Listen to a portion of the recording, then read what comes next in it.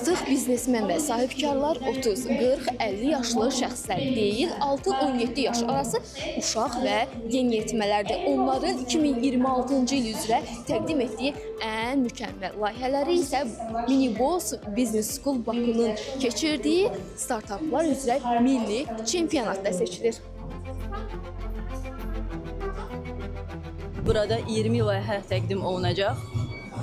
Onu da qeyd edim ki, hər bir layihə cəmi 2 ay ərzində hazırlanıb. Yəni qrant alınan müddətdən təqdim olunan ideyalar real məhsula çevrilib və ilk dəfədir ki, 20 layihənin 40%-i milli irsimizi və mədəniyyətimizi əks etdirən layihələr olacaq. Mən çox xoşbəxtəm ki, 5 layihə ilə fəaliyyətə başlayan Miniboss Business Məktəbi 80-dən çox layihəsi ilə 6-cı ilini başa vurur. Müziklər heyəti onları dinləyərək, bu kiçik təqdimatları dinləyərək onları 4 meyar üzrə dəyərləndirib onlara bal verəcək və bu meyarlar hazırda ən çox bal verən mənfəətlilikdir, daha sonra innovativlikdir, sosial mediada işıqlandırma və müziklər heyətinin suallarına cavab vermə bacarığı. 3 komanda qalib sayılır, birinci, ikinci, üçüncü yerlər üzrə. Amma digər komandalar üçün də, ümumilikdə bütün komandalar üçün 6 nominasiyada düşünülüb.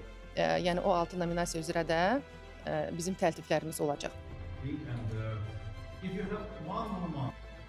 Wow, that's quite sensible. Yes.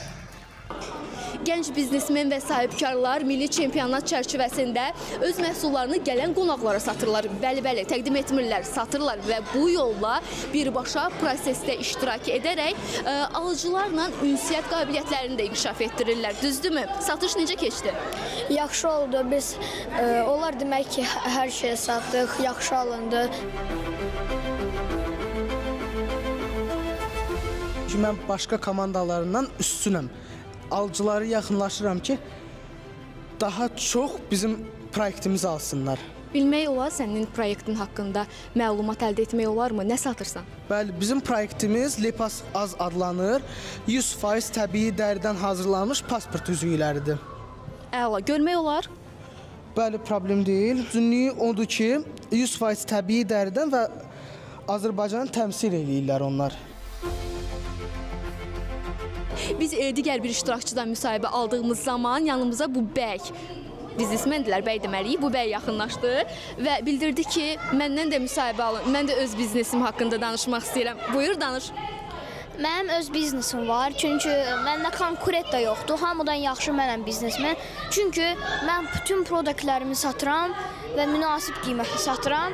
Hamı da gəlir alır ki, özüm biznesi öyrənirəm ki, qoy böyüyəndə həyata keçirdim və bina tikməyə çalışım. Məqsəd nədir? Məqsəd yəni belə bina tikməkdir də, mənim arzumdur. Bina tikəcəksən, məqsəd bina tikməkdir, yoxsa binanı tikib pul qazanmaqdır? Binanı tikib, alış da gəlir, müştəri gəlir, alır, pul verir də. Pulunu verməsə kondisionaj vermirəm. Çempionatın ən maraqlı, ən gözlənilən hissəsi beləcə yekunlaşdı. Artıq bu çempionatın 2026-cı ilin qalibləri də bəlli edirlər. Təbrik edirik. Çox sağ olun. Çətin çox olmadı. Siz də elə bilərsiniz. Bəli, uşaqlar qeyd edirlər ki, çox çalışıb oxumaqla hər şeyi əldə etmək mümkündür. Sevinclisiniz? Hə, Minibossda oxuduq, ona görə biz olduq birinci yer. Minibossdan? Miniboss sponsor. Miniboss sponsor. Sizə bu kubokdan əlavə başqa nə hədiyyə verdilər? Pul. Nə qədər? Çox. Məncə hələ var 100 manatım var və mənə çox xoşuma gəldi Minibossda öyrənmək. Onu da xatırladaq ki, Miniboss Business School nəinki milli çempionatlar, həmçinin dünya çempionatlarını da təşkil edir və 9-12 iyul tarixlərində İsveçrənin Davos şəhərində növbəti dünya çempionatı keçiriləcək.